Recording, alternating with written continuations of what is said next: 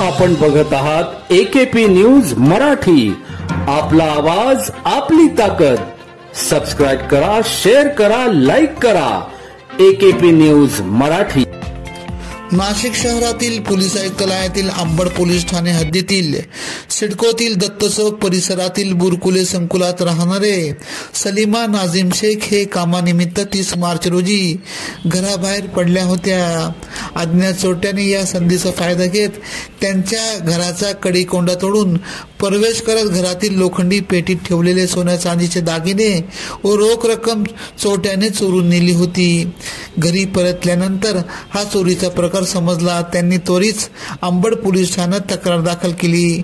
Ambad police ठाण्यातील गुन्हे शोध पथकाने त्यांच्या पोलीस अंमलदारांनी वरिष्ठ पोलीस निरीक्षक मधुकरकड यांच्या मार्गदर्शनाखाली तपास सुरू केला असता चोरीची पद्धत बाबत अभ्यास केला असता चॅम्पियन सिंग मिलन सिंग भादा वय 25 राहणार धुळे या सराईत चोरट्याची पद्धत अशी घरपुडीची आहे। तात्काळ धुळे येथे पोहोचून चोरट्यास ताब्यात घेतले। विचारपूस केली असता त्याने गुन्ह्याची कबुली दिली। तसेच सोने हे धुळे येथील गणेश सोमनाथ विभांडिक या सोनारास विकले। पोलिसांनी सोने विकत घेणाऱ्यास ताब्यात घेतले।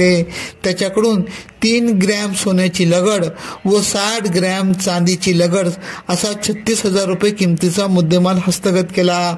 सदरची कामगिरी वरिष्ठ पोलीस निरीक्षक मधुकरकड यांच्या मार्गदर्शनाखाली सहाय्यक पोलीस निरीक्षक विलास पडोळकर, पोलीस हवालदार योगेश देसले, संजय सपकाळे, सचिन करंजे, अनिल गाडवे, तुषार मते, मयूर पवार यांनी केली। AKP न्यूज साठी ब्युरो चीफ अनवर खान पठाण, नाशिक।